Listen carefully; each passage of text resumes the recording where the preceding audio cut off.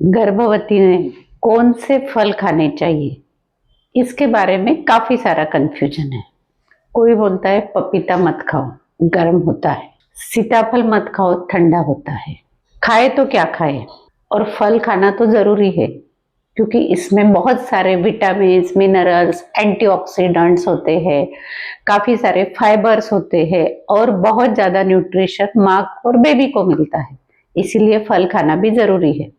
फलों में water content भी बहुत ज्यादा मात्रा में होता है जिससे आपकी बॉडी हाइड्रेटेड रहती है। तो अभी आपको ये समझना जरूरी है कि प्रेगनेंसी में आपने कौन से फल खाने चाहिए, कैसे खाने चाहिए, कब खाने चाहिए।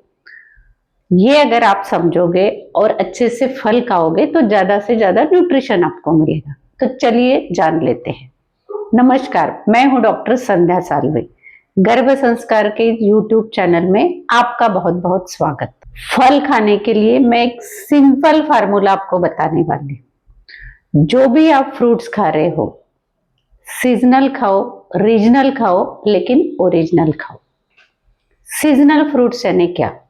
जो सीजन में जो फल आ रहा है वही आपको खाना है। आम अगर गर्मी के मौसम में आ रहे हैं तो उस आम का पल्प निकाल के उसको फ्रीजर में स्टोर करके आपको सर्दियों के मौसम में या बारिश के मौसम में वो आम बिल्कुल भी नहीं खाना है।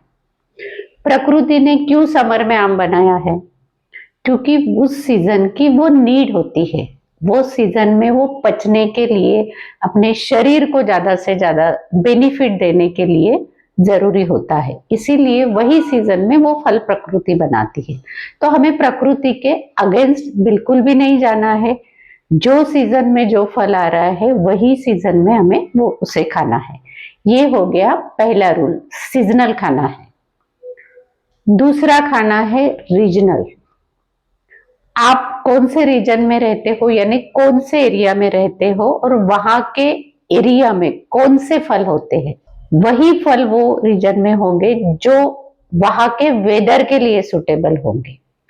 अगर आप नासिक में रहते हो तो वहां पे आपको क्या ज्यादा मिलेगा? अनार ज्यादा मिलेगा, ग्रेप्स ज्यादा मिलेंगे। यानी आप नासिक में रहने वाले लोगों के लिए ग्रेप्स, अनार, ये आपके बॉडी के लिए ज्यादा बेनिफिशियल है। आपकी बॉडी उसे बहुत अच्छे से पचा पाएगी, एब्सॉर्ब भी कर पाएगी। इसीलिए आप जो रीजन में रहते हो वो रीजन में होने वाले फ्रूट्स आपको ज्यादा से ज्यादा मात्रा में खाने चाहिए। जैसे कि हम देखते हैं, कोई भी हम मार्केट में जाते हैं तो वहां पे आपको केला और एप्पल, ये फ्रूट्स कॉमनली सभी तरफ दिखाई देते हैं। एप्पल कहाँ से आता है? कश्मीर से आता है, हिमाचल से आता है। यानी हमारे एरिया में एप्पल होता नहीं है। तो हमारे लिए एप्पल से ज्यादा कौन सा फ्रूट अच्छा है जो हमारे एरिया में हो रहा है? तो इसीलिए आपको रीजनल फ्रूट खाना जरूरी है। तीसरा बेसिक रूल है ओरिजिनल। यानी जो भी फल आप खा रहे हो आपको एज इट इज खाना है। उसका जूस बनाना, उसका शेक बनाना, उसको बॉईल करना, ऐसी कोई भी चीज या कोई भी प्रोसेस हमें वो फ्रूट्स के ऊपर करना नहीं है। उसको एकदम बारीक बारीक काटना, फिर उसके ऊपर चाट मसाला डालना या फिर और कुछ इंग्रेडिएंट्स डालना, ऐसी कोई भी चीजें हमें करनी नहीं है। जो फ्रूट जैसा है वैसे इसमें एज इट इज हमको खाना है। कम से कम उसके पीसेस करना है, कम से कम उसे काटना है, ताकि ज्यादा से ज्यादा फाइबर हमारे बॉडी को मिले। ज्यादा अच्छे से हम उसे चबा चबा के खाए तो हमारा सलाइवा उसमें मिक्स हो और उससे ज्यादा से ज्यादा बेनिफिट हमारे बॉडी को मिले। तो अगर ये तीन बेसिक प्रिंसिपल्स आप ध्यान में रखोगे तो कोई भी फ्रूट अगर आप खाओगे तो उसका आपको बेनिफिट ही मिलने वाला है, उससे आपको बिल्कुल भी नुकसान नहीं होने वाला।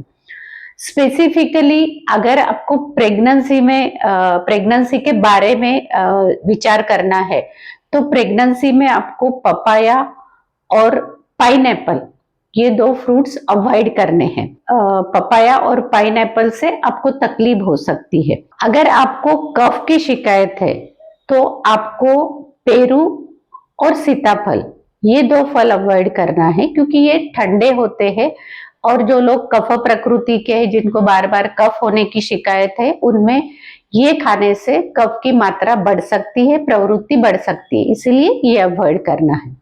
तीसरी इंपॉर्टेंट बात, अगर आप आम खा रहे हो तो आम थोड़े गर्म होते हैं, तो इसलिए आपको लिमिटेड क्वांटिटी में खाना है, एक आम से ज्यादा आम दिन भर में नहीं खाना है। तो ये चीजें सब अगर आप ध्यान में रखोगे, इसके साथ में जो भी आपको फल खाना है, शाम के पहले आपको खाना है, रात में फल नहीं खाना है, तो ये सब चीजें अगर आप ध्यान में रखोगे और फल खाओगे तो आपको बेनिफिट ही उसका होने वाला है।